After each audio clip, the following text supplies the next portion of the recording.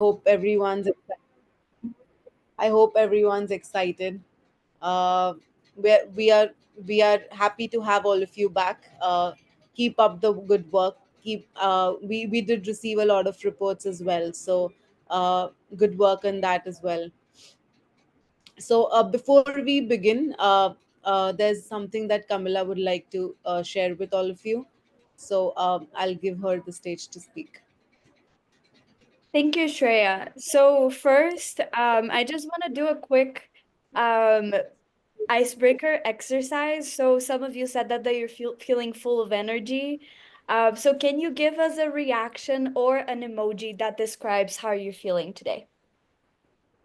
So the emoji that would describe me and how I'm feeling today is the starstruck emoji with the stars instead of the eyes.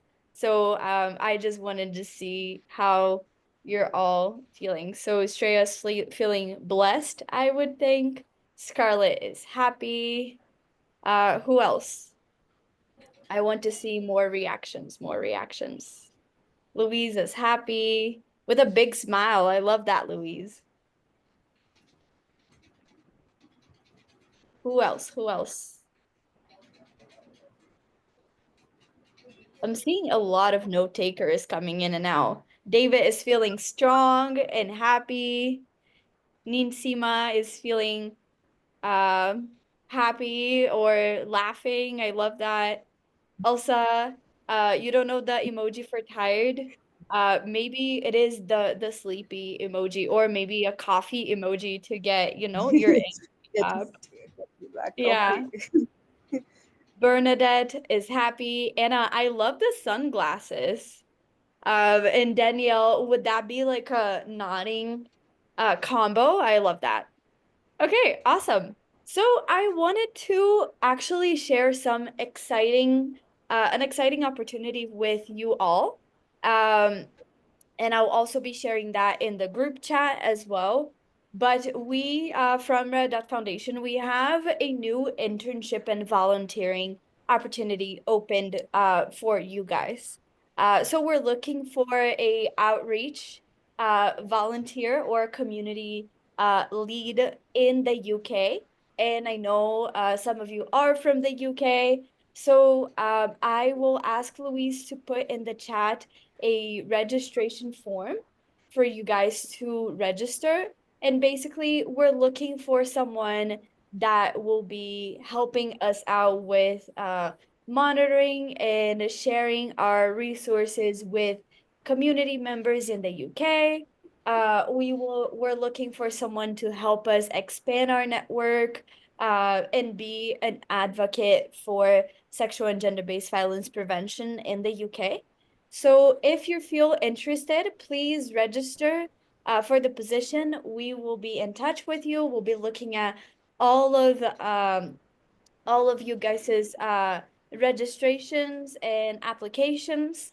And yeah, we're super excited to be extending our reach to the UK, and we hope that we get more and more of you to work closely together with us. So if you're enjoying the Global Data Challenge, a lot of what we do is very much related to this program. So we're excited to also open that position.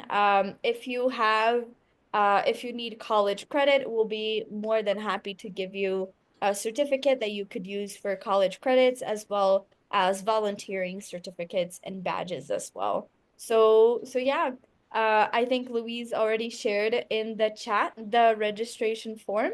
So please feel free to, yeah, register, sign up, and we'll be in touch. So with that, Shreya, I'll give the word back to you. Thanks, Camilla. Looks like a very interesting opportunity. And trust me, all of you are going to have fun. I joined in as a volunteer as well, and it's been a learning experience for me. So it would be wonderful if you could give this a chance. We'll be excited to have you in the team. Moving on. Okay, so all of us did collect reports, and I did see a lot of you interacting in the group, which was amazing. Of all of you taking some time out to work on the assignment. So let's quickly put in the chat what were some of the challenges that you faced, like a couple of them, and something you think really worked for you, like some positive that you got from your assignment or from working with a new set of people. How was your experience? You all of you can please type in the chat, and we'll be happy to learn about your experiences. If you want to speak up, that's perfectly all right. You can raise your hands and we can unmute you.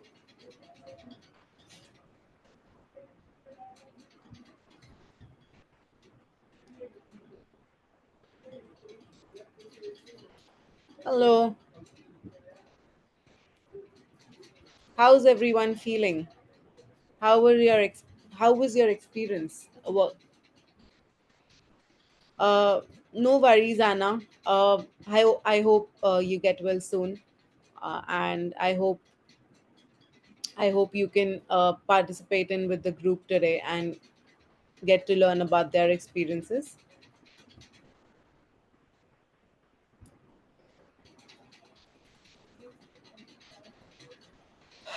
Okay, so you can keep putting in the chat whenever you feel like. We'll be happy to help you with any challenge that you faced. Moving on. So before we start, uh, just a small trigger warning. So, during this session, we will be working with real data and stories related to sexual and gender based violence. Some of the content may be sensitive or triggering. Please prioritize your well being. Feel free to step away, take a break, or seek support if needed. If you're not alone, you're not alone, and the resources are available if you need them. Please reach out to us if you need any help. We'll be more than happy to help you. Okay, so the roadmap, on the roadmap chart.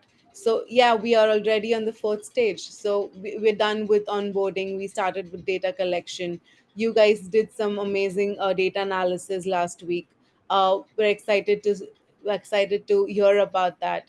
And today's session is about building solutions ideation. That is building solutions based on your analysis and the problems you see in the reporting and the other parts of the process.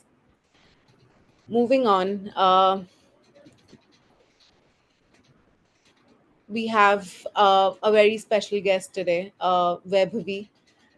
She is a lawyer specializing in gender justice, advocacy, and policy reform. She has led impactful projects with the Red Dot Foundation, the US Embassy, and Maybelline's Brave Together campaign, impacting thousands through community driven interventions. Webby has also contributed to global forums, including the United Nations Habitat, and is passionate about using evidence based approaches to drive systematic change. Today, she's here to help us understand the importance of data driven and database solutions and how our analysis help us into building and making changes to the society. So, welcome, Vaibhavi. Over to you. Hi, Shreya. Nice to talk to you. Thank you so much for that insightful walk through what has been up.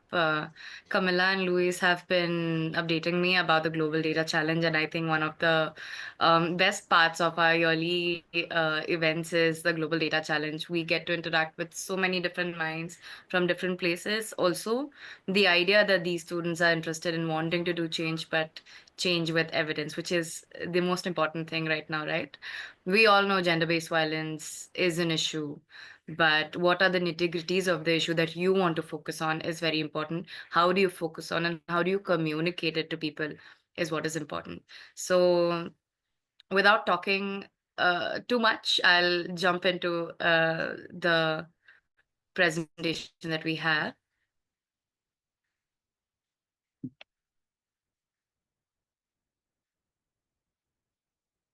I'll share my screen.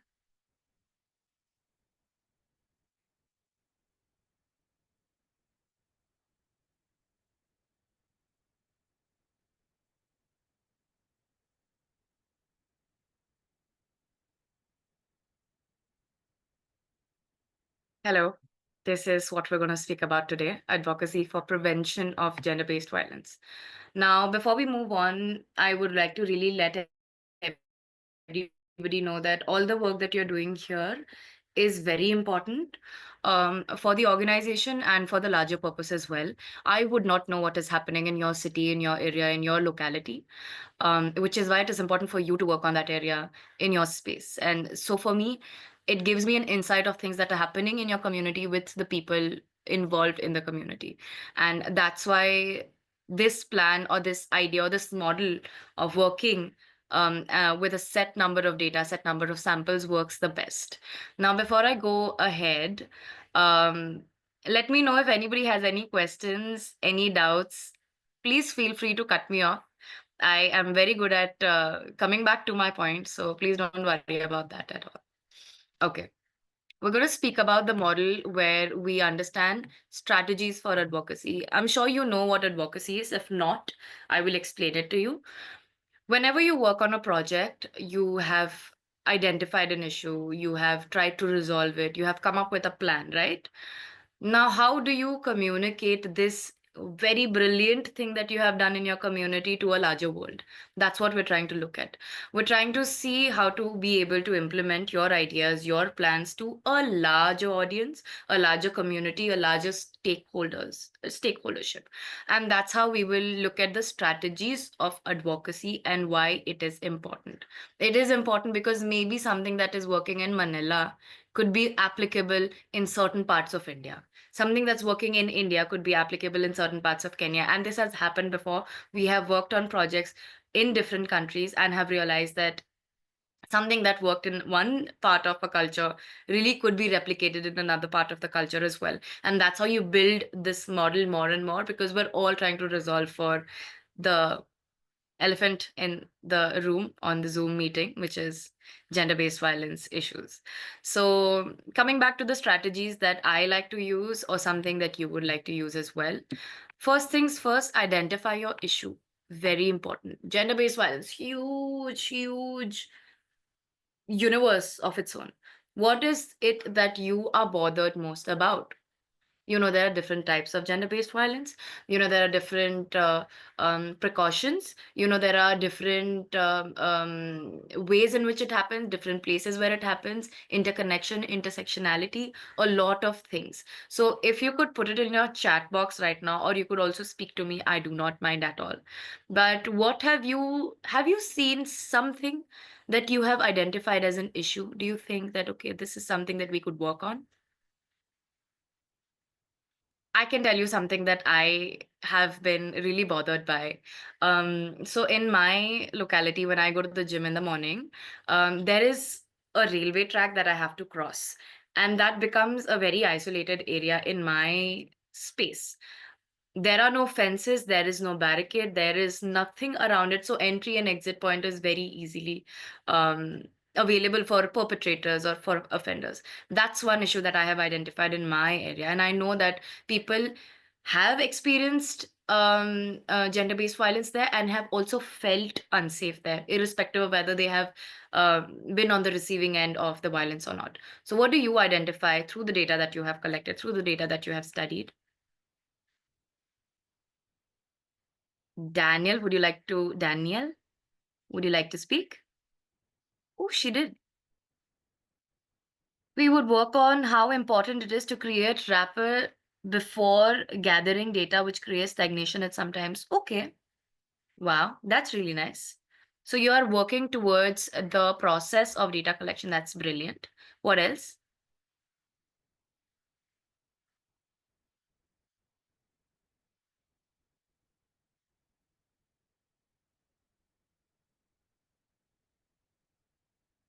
What else? Anything else? Holly? David has something. It was strange that there were no reports of physical attack. That makes me think that victims do not report for some reason. That's very important. There could be two analysis of it. Either people who are going through physical attack don't want to report it because they know that nobody's going to take action, or they have normalized it so much that they feel that maybe this is a normalcy in our culture. Like eve teasing is very normal in India.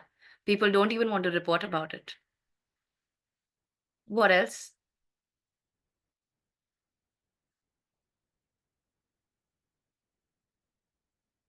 Okay. You can keep putting your issues in the chat box and our team will take care of that.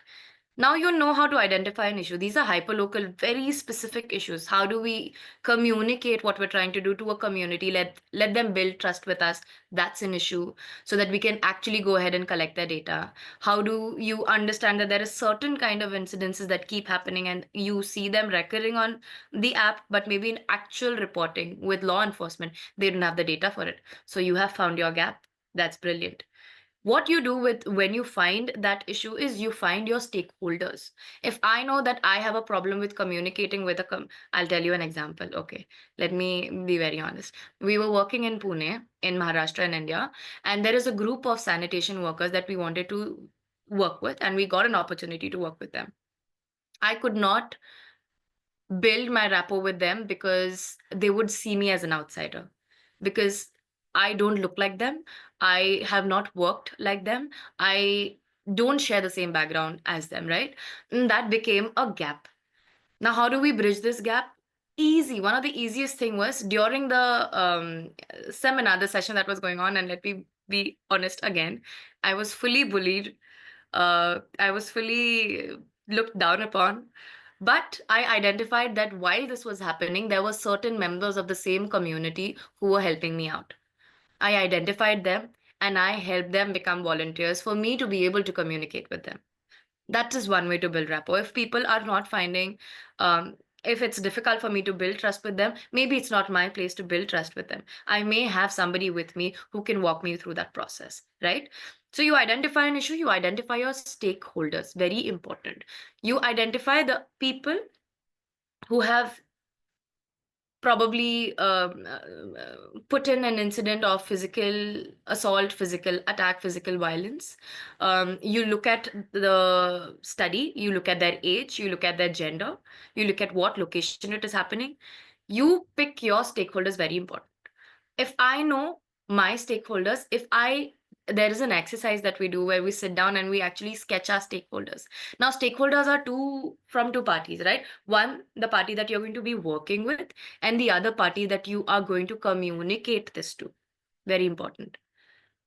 If I am working on a project, it's with the sanitation workers.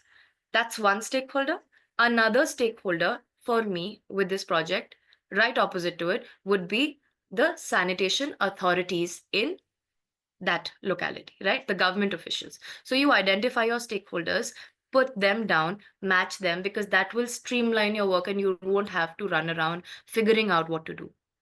Once you've identified your issue, you've identified your stakeholders, you've worked on what is the gap that you're trying to fix, you need to work on the communication strategy. Now, communication with who? I am assuming that you have worked with your issue, try to come up with a solution, try to identify, even identification of a problem is almost a solution from my perspective. Communication strategy with people that you're going to advocate this to. If I have identified that the highest number of gender-based violence incidences with sanitation workers is domestic violence, I need to understand how do I communicate this to the stakeholder there, right? My communication strategy has to be very, very, very neatly put.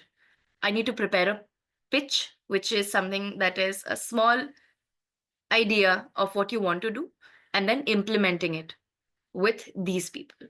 So these are a few strategies that will help you build your model to a scalable thing. And that's something that we will come to. While we're talking about advocacies, I would like to tell you that there are different types of advocacies. Some advocacies that you can focus on are raising awareness, right? One of the most important one, education.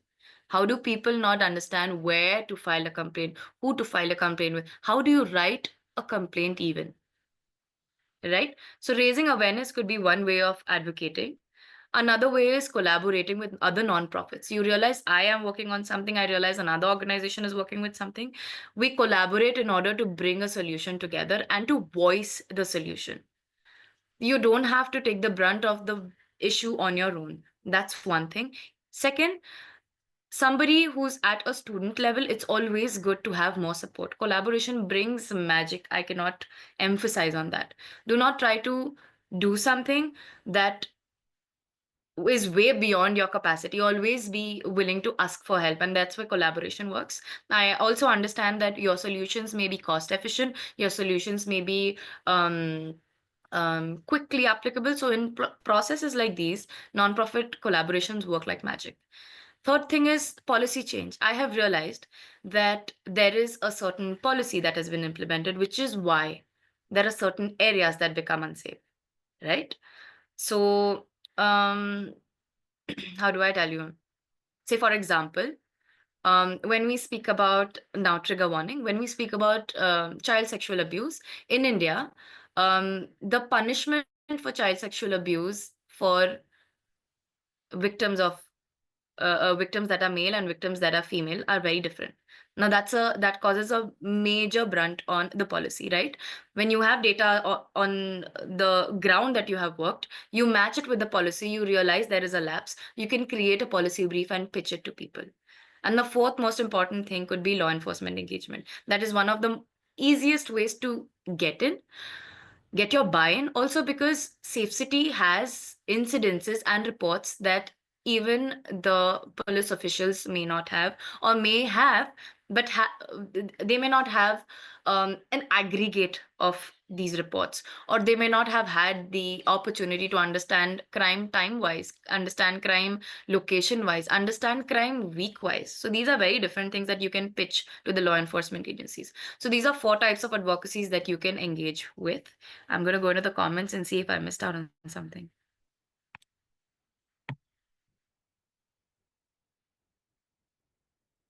All right. Anything that you feel that's something that matches your evidence-based research, something where do you see your work falling into out of the four categories of advocacy? Now, advocacy, to emphasize again, is to speak about your work. How are you going to speak about the work you have done? Am I going to call names again? Ayush, start with A.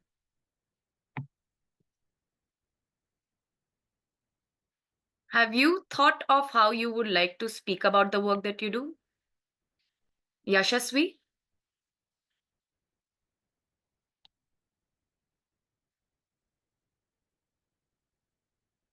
Scarlett.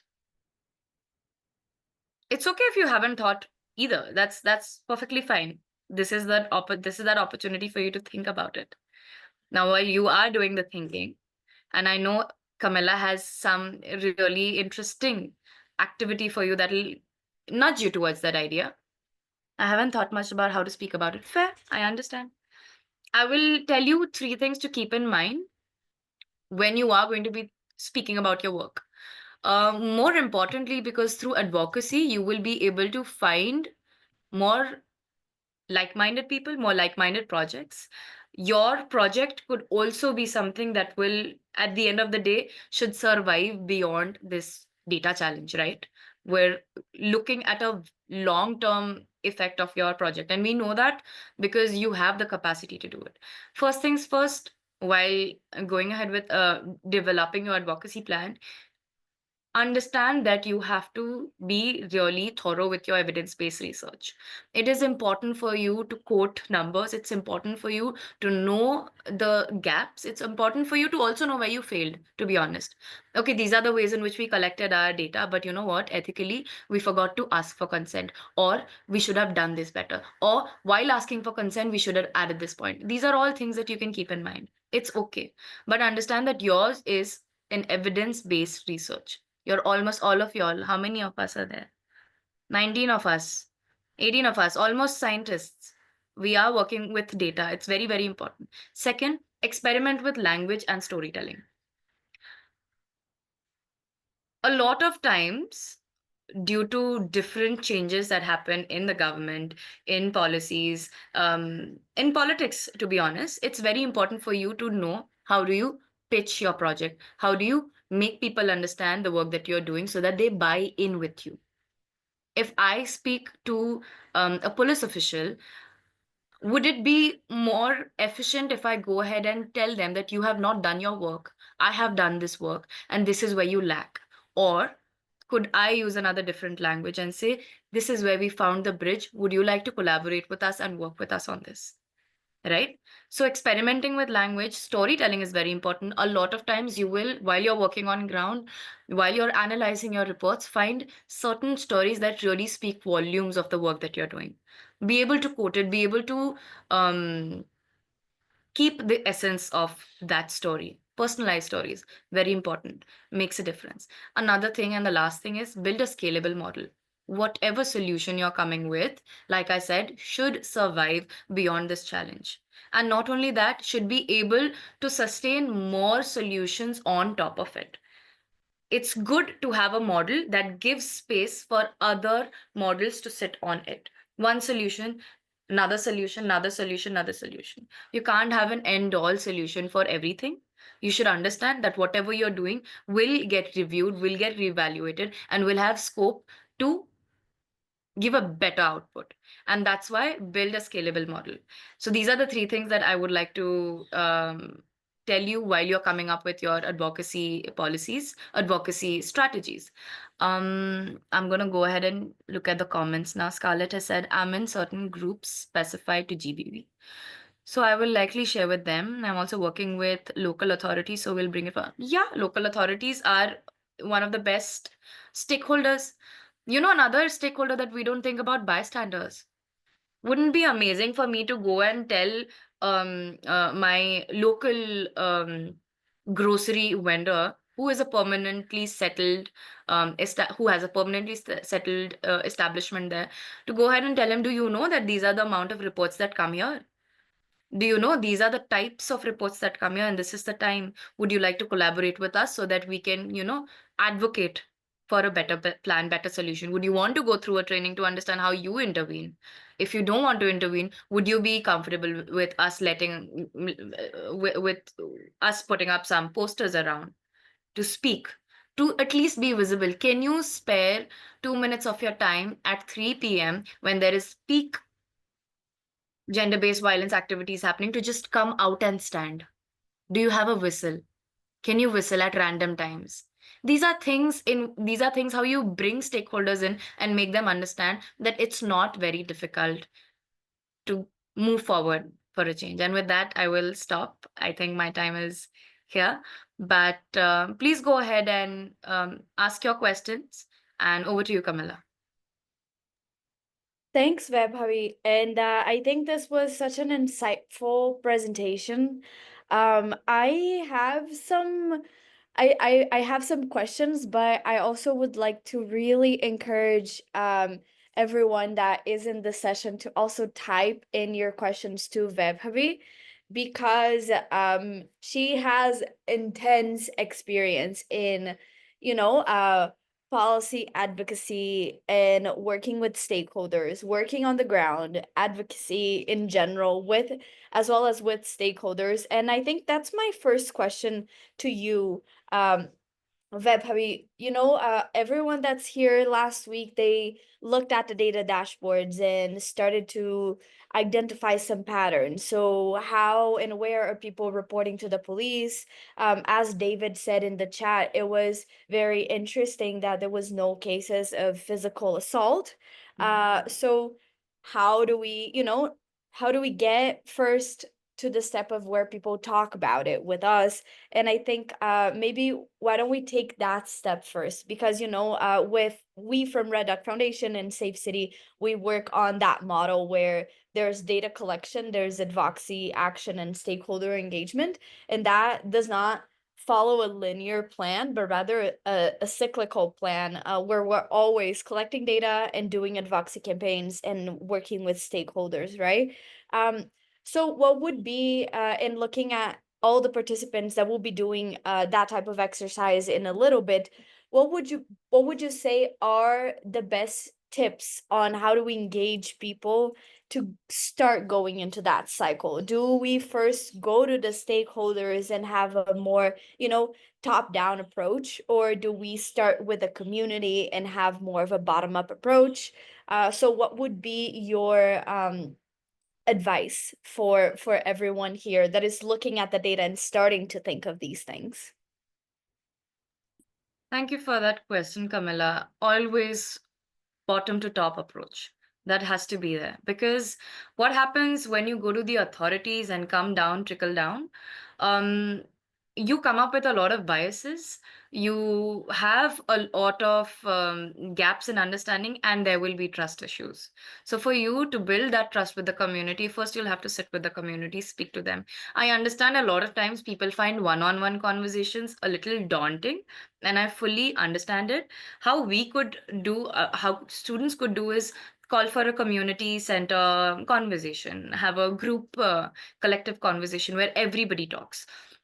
What happens is that when people see other people talk, or when people see that somebody else is also communicating and engaging, they would like to open up. When they open up, they realize the gaps in the or the similarities in the issues that are going on, and then you can pitch to them that, we are doing this project, and would you be willing to give us your data, ethically collect it, process it properly. These are the ways in which you could do it, but I would always suggest that it's much better for you to go ahead with a blank understanding of the community, because I also have had spaces where I had my own biases that I was challenging in front of them. So it'll be nice if you go with a blank paper of just a blank canvas, go ahead and speak to them, understand where they're coming from. Maybe something that was never on your to-do list comes up, and they pitch you a better solution. So always collaborate. A lot of times, to be very honest, my solutions have come from the community itself, and then I get the opportunity to scale it up. So you never know where you're going, but bottom to top approach always. Also, mostly because then the authorities also get the data that they never had access to. So that's something that is important. Yeah. Thank you for answering that question. And I think I agree with you that bottom to top approach is always better because you get the trust and the report from the community that we were talking about before, that Danielle talked about before, right? How do we create that trust with the community? And I think always doing those circles of conversation and just making a safe space for people to share and just be a part of a community. I think I feel like after the pandemic, especially, everyone is just longing for community and to belong to something. And I think that, having those spaces for conversation, for safe spaces, for creativity, that they are always amazing to have. And I think that when you have that, then your approach to the community is going to be always much better. Um, Anna asked in the chat, which of the steps in the strategy process is the most time consuming and why?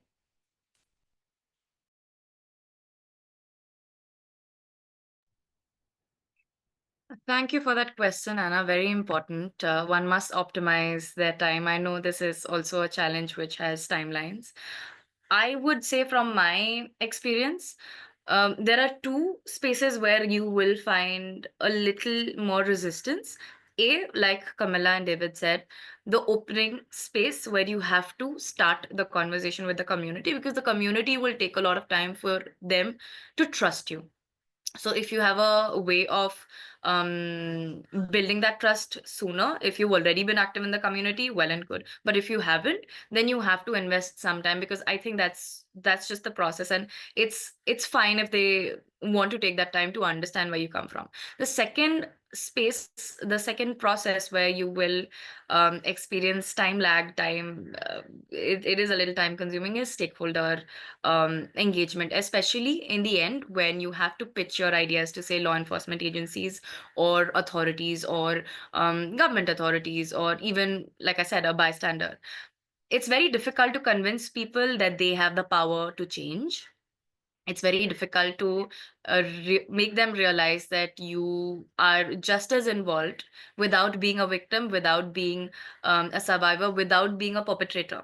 This is third party involvement, right? So that is very important. So also you will, just through the experience of pitching yourself to multiple authorities and multiple agencies, realize what is the language that they prefer, what is the way that you could go ahead and have this conversation, or is there another medium that you would like to try? So I think these are the two spaces where time will be of essence. Yeah. Thank you. And I think I can merge the questions from Ayush and David. So Ayush asked, has there been one policy that has been most effective? And David asked, could you tell us some success stories of work that has done and implemented in the past? So over to you. I'm really excited to answer about this one. We recently did a project in Faridabad, which is in state of Haryana, and Camilla and Louise know better about this. Uh, this project was in order to understand the perception of safety in Faridabad. Faridabad is a small town on the outskirts of Haryana, the state of Haryana.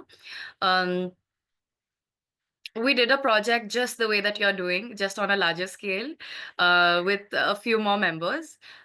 We sat down, we studied it. Camilla and Soumya, another of our colleague, and Elsa sat down and wrote a research paper on it, which was then pitched to, and this was under the commissioner of Faridabad, which was then pitched to become a project. It's now developed into a project that is going to be implemented in the state of Haryana. Now, to tell you the nitty-gritty of the project, of course, it tries to understand the crime patterns.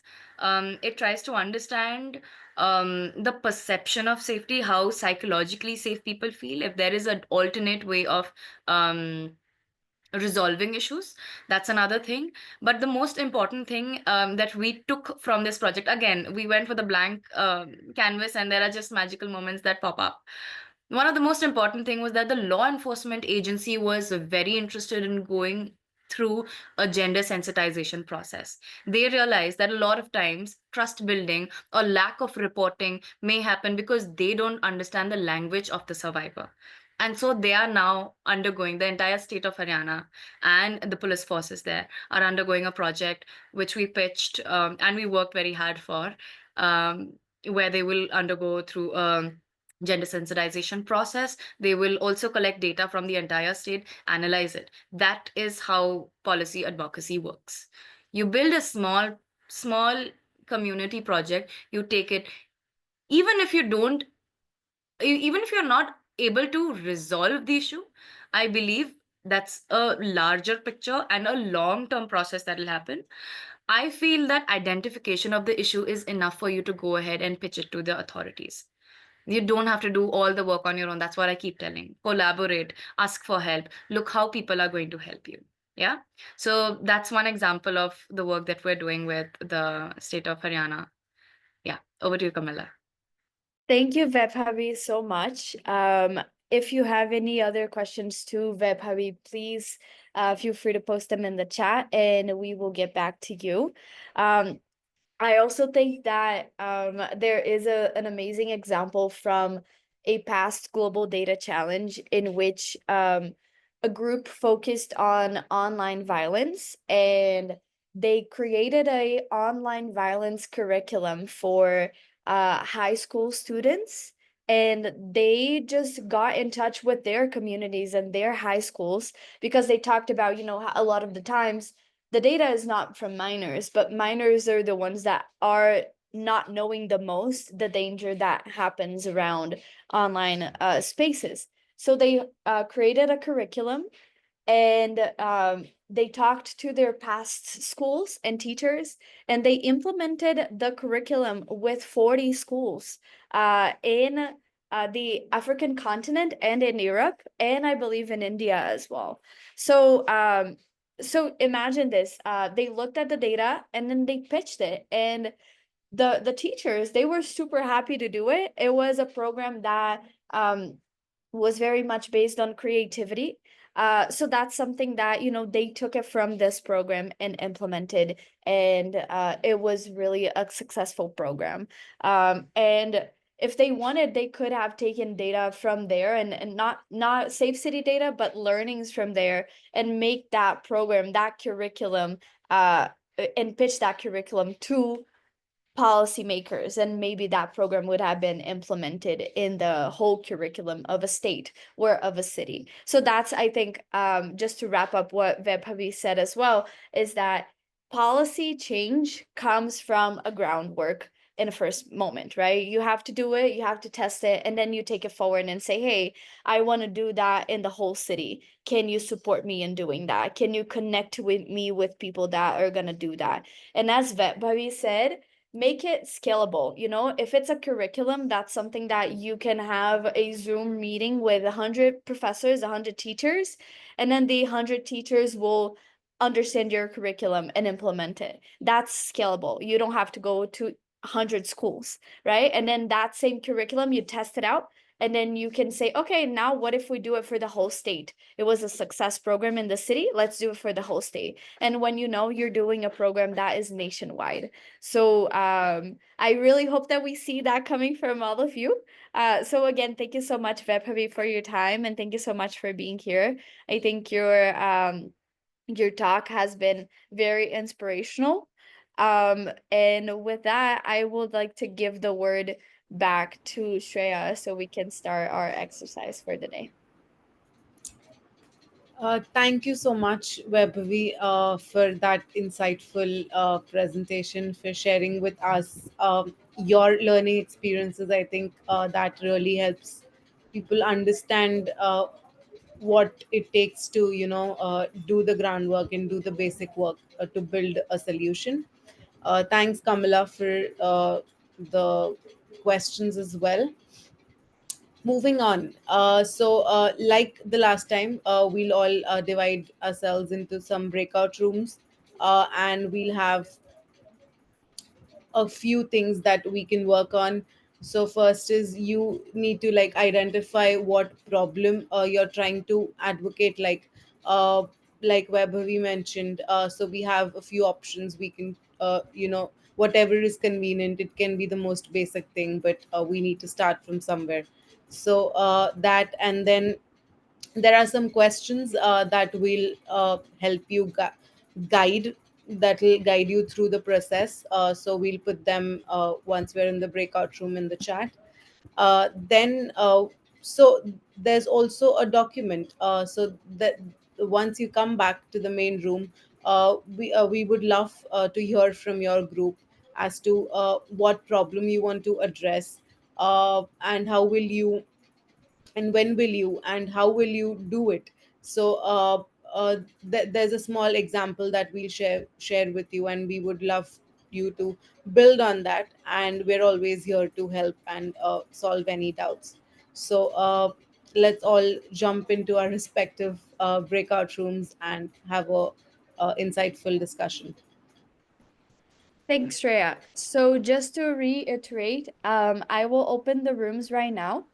And if you are in the WhatsApp group, the group one, you will join room one. If you are in the groups two, so you will join group two, group three, and group four. I will give you the option to choose your room, so you can pick the room that you are already a part of as a group. In the chat, Louise has just pasted the data dashboard so you can look at the refreshed data, so you can identify the problem that you want to advocate and based on the work that you have done last week. And Louise is also sharing in the chat with you a Google Drive folder in which you will find a working document for each group. In that document, you will have some questions that will guide you to understand what type of advocacy and what type of solution, what type of stakeholder you want to engage. This is all an exercise that will guide you through your presentations last week. So for you, Ayush, if you haven't been in a group, you can just pick a room. Each of them would be fine for you. And Shreya just posted in the chat the questions as well.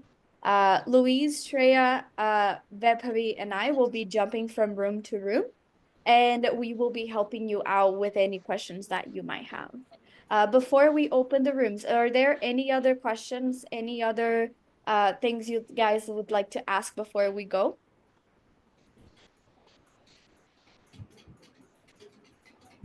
Okay.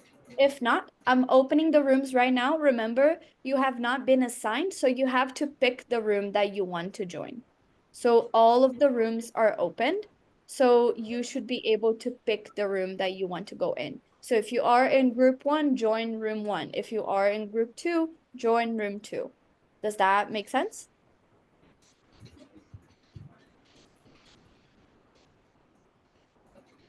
Yeah?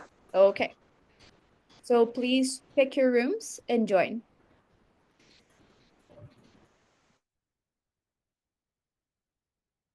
Yes, Oceana, you can edit the document, the group document.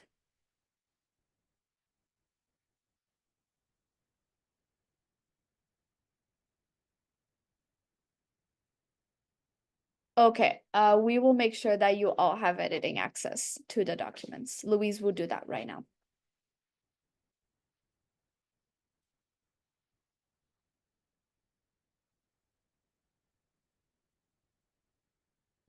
Where do I click to join a breakout room? You should see the option in your screen. If not, you can just tell me in the chat which room you were a part of, which group you were a part of, and then I will assign you.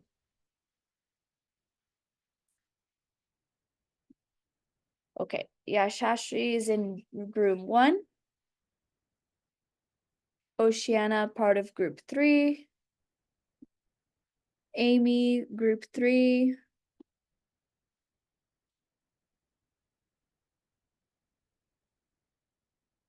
Anna, part of group 3. Okay. Abdul, group 1.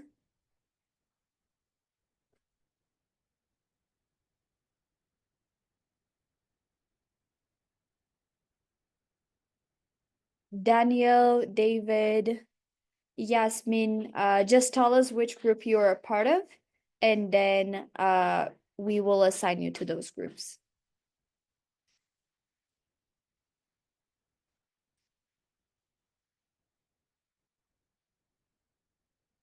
Yasmin, group 2.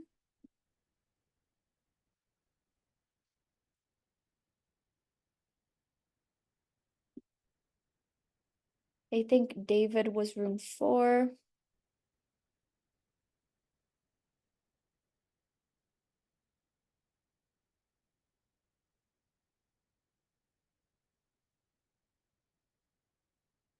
Daniele and yeah, so David, I've Paras is in the room. You can join there. Yeah. David and Paras, I think you're both in the same group, so you can go there. Yeah. And Daniele, which room you were a part of? I think it was 2 or 3.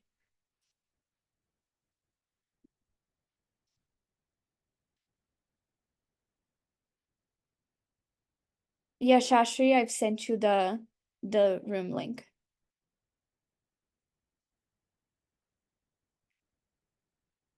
David, I already shared with you the room 4 link. You could go there.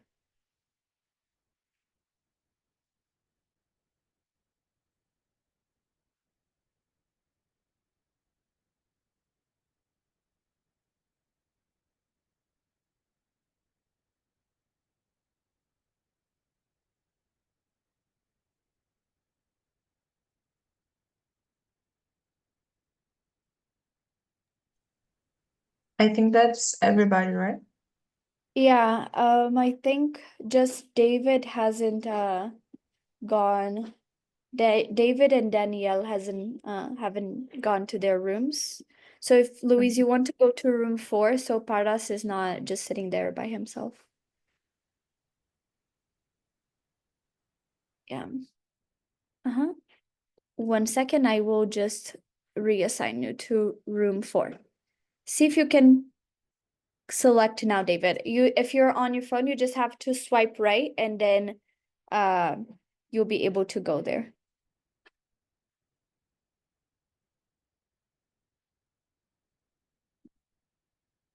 Did it work?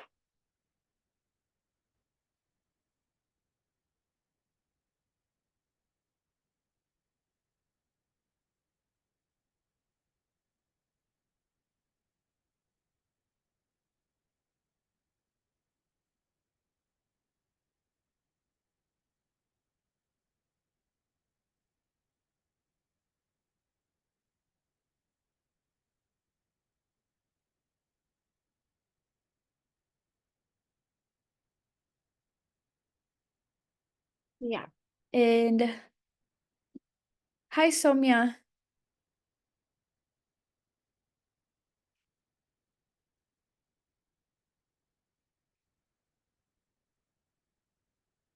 Hi. So we already had the presentation bit. If you want to go into a breakout room, they're working on some solutions, and we talked about the Faridabad project. So if you want to join and just help them think through something, that would be awesome.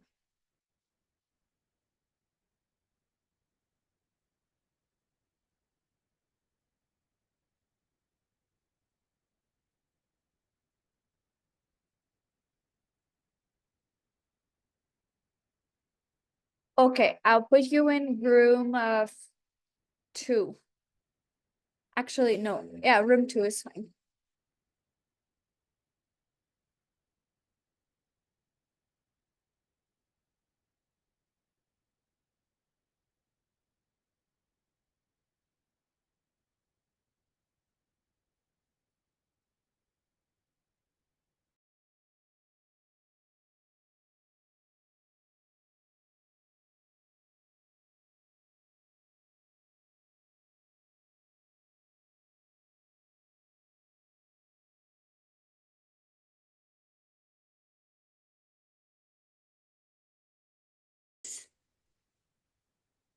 Thumbs up.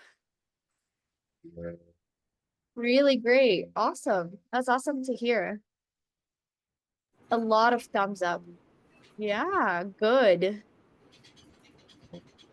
I love the rocket. Informative. That's amazing. So, Shreya, I'll give you the word to just do some reporting back. Hello. Hello, everyone. Okay. I see all of you had a great time in the breakout rooms and doing some brainstorming. So let's all give our spokesperson a chance to address what the solution, or what solution did we find to tackle the problem. So let's quickly start with group one. uh, I would love to hear from you guys. What's the problem you want to address, and what you think you can do about it.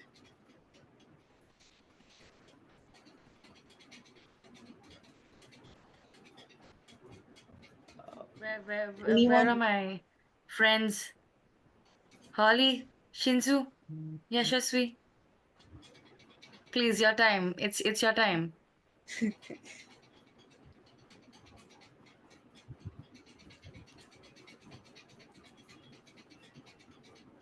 Holly, would you like to go ahead with it?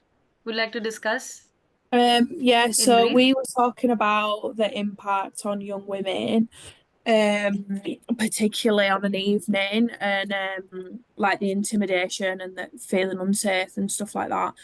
So we said about like creating a safe community where people can have the conversation, and we talked about the importance of getting the stories from strangers, not just people that we know, so we can get like a wider understanding.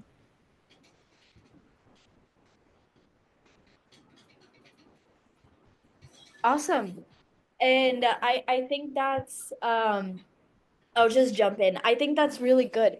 So, I love that you guys talked about, getting information from people that are also unknown to you and not just friends, so you get a clearer and better understanding of your community. And I think this is the first step in Webhubby's presentation, right? The first thing is you gotta understand um the issue, and for you to understand the issue you have to talk to a broader amount of people, and I think creating that safe space is a great way to do that.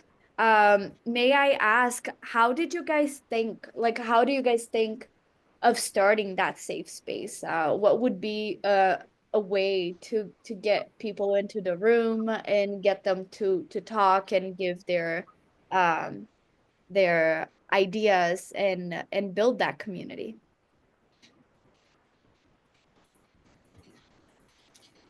Yashasvi has put something in the chat. She says we discussed about various backgrounds of people and what kind of harassment they might be facing, keeping in mind the comfort of the person. So yeah, us engaging as per their culture or as per their background, something that's comfortable for them to speak about.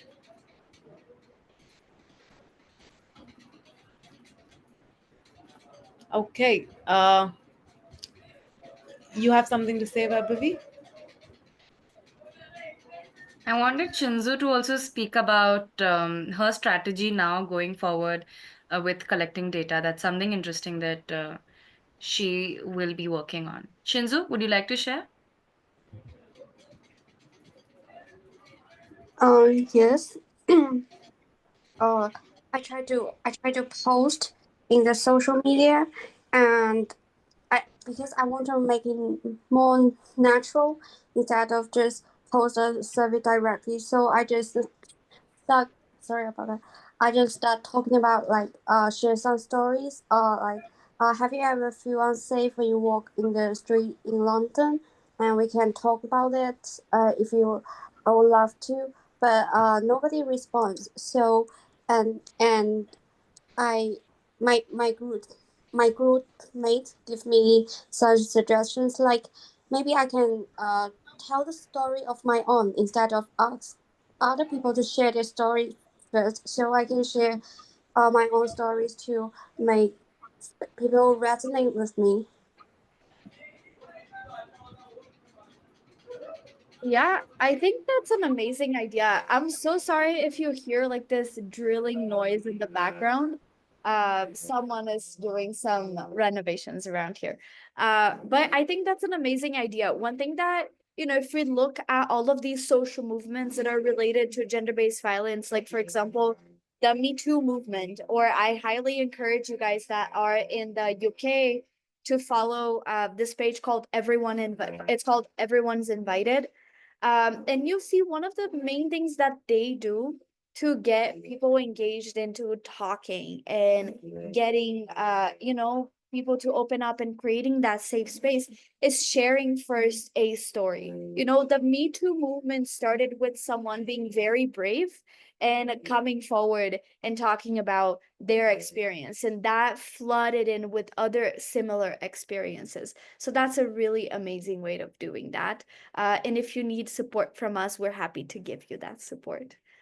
So thank you, Group One. Okay, group two. We would love to hear from someone about your ideas. Hi. So we were talking about how there's over 70% of people who have said that they did not report to the police.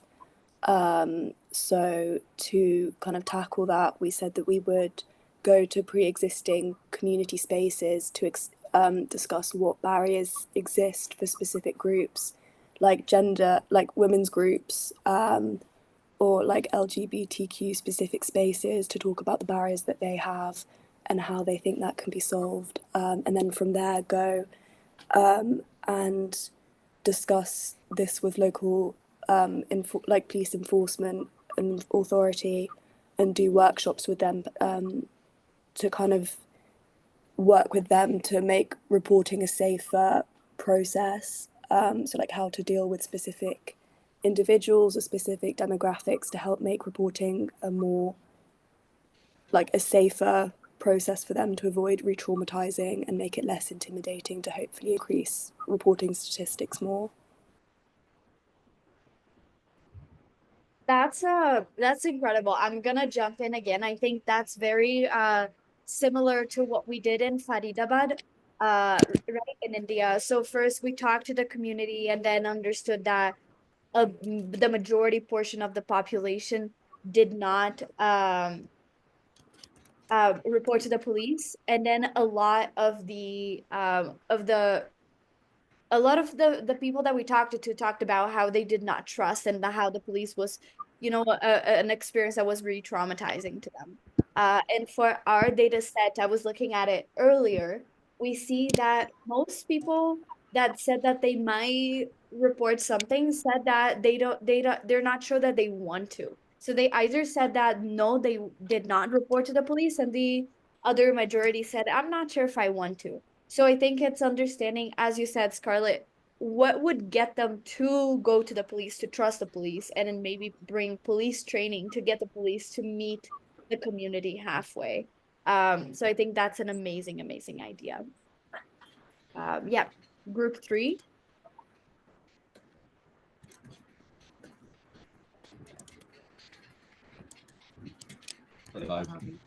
I can do the talking for our group. So what we got for our uh for our proposal was to combat the discrepancy in reports of gender-based violence amongst different age groups. We will build a series of awareness campaigns working alongside schools, women's groups, and specialised NGOs during 2025 in London in order to reduce the stigma surrounding reporting and boost the confidence of children and older people. This will be done by creating an online reporting guide for promotion on Instagram and Facebook, in schools and in universities. Yeah. Which meant that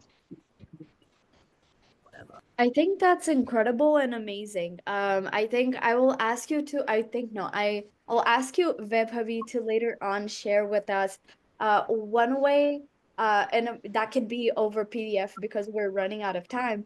But Vebhavi created a board game for young folks to understand gender-based violence.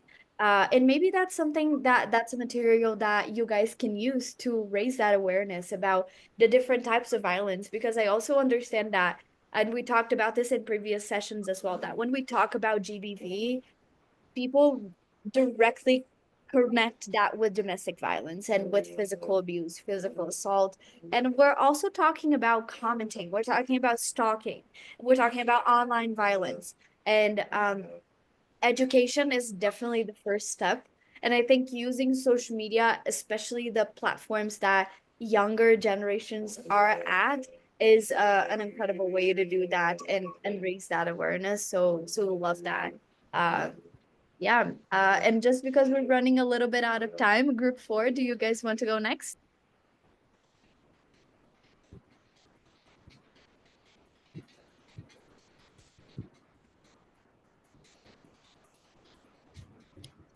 I think that everyone that was in group 4 had a problem with their mics, so I can read their position statement, maybe. So they said, let me just open the right document here. Okay. To address underreporting of gender-based violence and harassment cases, we will open workshops for students and other young people to educate and instill a habit of speaking up by engaging university lecturers and school teachers / staff approaching the start of the academic year in summer in order to raise awareness and provide more data to more effectively implement policies. This will be done by collaborating with schools and governments. That's really incredible. I think this is something that again Webhavi has done.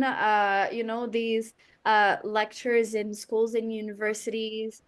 So that's material that I would love to see what you guys come up with, and we can definitely help you out. and help you out with what that curriculum looks like. How do you approach? I think it's very connected to what group one also said, creating that safe space in the beginning. But you guys were talking about that you will do that through lectures and university engagement. And group one was talking about like safe circles. And yeah, if I agree with you, David, that it may be because people are desensitized. I agree. If you don't have the knowledge to understand that that's not okay, that what's happening to you is not okay, then it's really hard to, come forward and talk about it. So definitely, I think that's an amazing idea. I think, going forward and moving to the next step, which is next week and presentation. So I'll just jump right into that if Shreya, you would allow me. Um, the next Yes, step Camilla, is please go ahead. okay. So the next step of what we gotta do is take that position statement and then validate it a little bit with your community. And then, can you guys hear me okay? Yeah. Okay.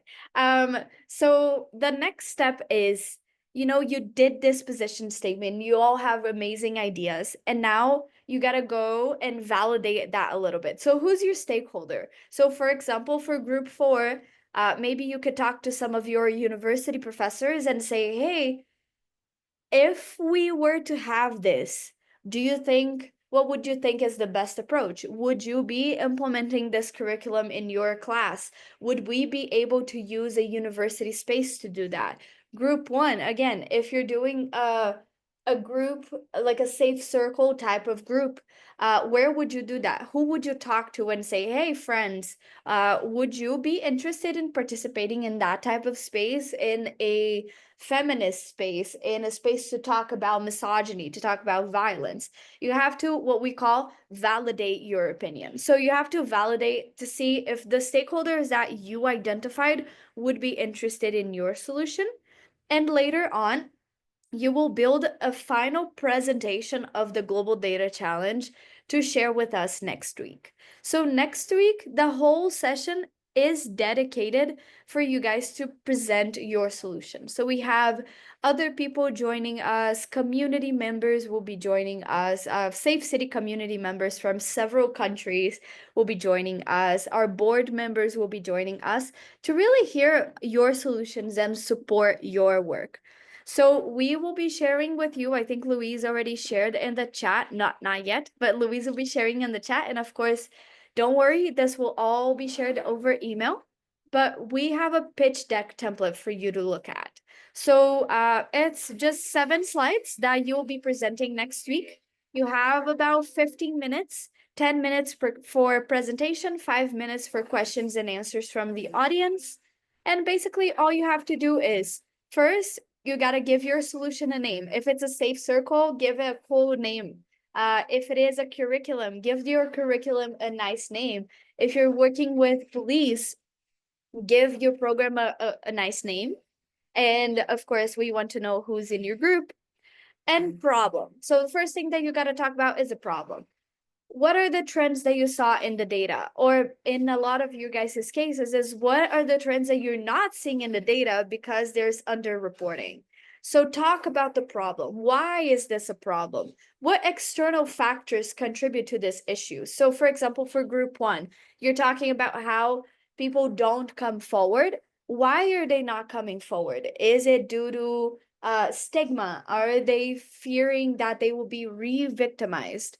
And then talk about these things, and always remember the 7x7 rules. So a maximum per slide of 7 bullet points, in each bullet point with 7 words each maximum. So just make sure that your presentation is flowy really well. You can add images. Then you talk about your target demographic. So based on your problem, who's your solution for? So I'm gonna give again the example of group 1, but don't copy me, okay? So who's your solution for? Maybe you're targeting university students, you're targeting your friends, or in case of group 3, you want to target other age groups. So you're talking about youth and you're talking about older women, older people. So How do you get to them? How old are they? Where do they live? So draw from a persona. So who is are you gonna be talking about with women that are 50 years old and they have, you know, they work in small businesses or they work at the farmers market, for example? Use images. Talk about who is your solution for. Why are they not talking about violence? Why are they suffering this issue? Start to tell a story. Then what's your solution all about? So we say describe it in a tweet. So with 140 characters, explain what is your solution and how does it work? Who are the stakeholders? Again, as Vebhavi said, who do you need to make your solution work? I need the police, local government, volunteers, partner NGOs. Who are these partner NGOs, universities? And then a call to action. Remember, you're going to have 20 NGOs in the room. You're going to have Red Dot Foundation board. So maybe you will find people that actually want to do this with you, that want to implement this with you. So give them a call to action. What do they need to do? Do they need to sign up? Do they need to, you know, if you're doing a crowdfunding, do they need to donate? Do they need to, you know, are you collecting signatures so you can get people to your university to change some sort of behavior? What do they need to do? Do they need to follow your Instagram? Do they need to like a video that you made? What do they need them to do? And then that's just, and we also want to know, you know, from these past 4 weeks, what has been your overall learning from this global data challenge? And that's it. So it's a quick presentation. Just make sure you can follow this pitch deck template. You can use other graphics. You don't have to stick to this image, but please follow this structure as a presentation. And again, next week, we will be focusing on your solution. So we'll just have a quick presentation. We will introduce to whoever the people are that are in the room. And then we'll go group one. You have 10 minutes to present, 5 minutes to hear questions from the audience. Group two, same thing, 3 and 4. And then we'll have just a wrap up. Thank everyone. And we'll be done with our global data challenge. So with that, I'm gonna stop sharing and see if there's any questions in the chat. Ninsima, she raised her hand. She had something to ask, I guess. You can go ahead. Yes. Thank you. I how do I pronounce your name? Sherai? Shreya. Shreya. Shreya, yes. Thank you. And to the previous presenter, thank you as well. I wanted to find out, like in my group 3, I realized most of the participants are from the UK. So I think I was the only one from Africa and Uganda in particular. And our problems and the challenges, especially, we have met while filling the app, reporting cases. The challenges are quite different from maybe the ones that were presented. So in the group presentations next week, do we point out any problem that is identified by the group? Because I think some problems some are unique to different countries or locations, and others are universal. So how do you advise, especially as far as the presentation is concerned next week? That is an amazing, yeah. Thank you, Nisima, for this question. I hope I pronounce your name correctly. Yes, you do. Yeah. So I think that's an amazing question, and that's why we call this program the Global Data Challenge. And the reason for that is because you're gonna work across borders. So talk to your group. Maybe there is something that is unique to the UK, and maybe there's something that unique to Uganda, but maybe there's something in between that you guys can work together. So in group 3, you talked about, if I'm not mistaken, about interacting with people from other age groups that are not 18 to 25. So you're talking about older people. So how do older people interact in the UK? How do older people interact in Uganda? It might be that both groups, and then you're gonna have to talk to people in Uganda, The rest of your group are going to have to talk to people in the UK. But maybe that is, you know, you will find that most of these target groups, they use Facebook to communicate. And the type of media that they interact with is like short videos. So maybe that's something that you can bridge together as your solution to bridge that strategy and to do something that would work for both countries. That's the reason why we have a global data challenge where we have people from different locations. For example, in group 4 we have people from the UK and we have Colombia. We have people from Brazil, we have people from, you know, Nigeria. So that's the whole reason for us to do this challenge all together, is really understanding what are cultural specific things in Uganda, Brazil, UK, Colombia, India, and what are the things that are overlapping, and how do you bridge from those overlaps a solution that can work cross from Bolivia as well. So what are things that we can do to work, you know, across borders? So yeah, if you have, please communicate with your groups, talk to each other, and talk to us. If you have any other questions, we're here to help you out. And with that, is there any other final pressing questions?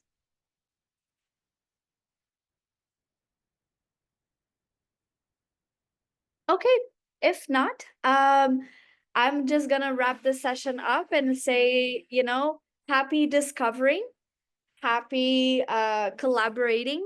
Uh, Shreya will be sending you all of the materials from today very soon. And yeah, I will hope to see you all next week for our final week of the Global Data Challenge and Presentation Week. Thank you so much. Thank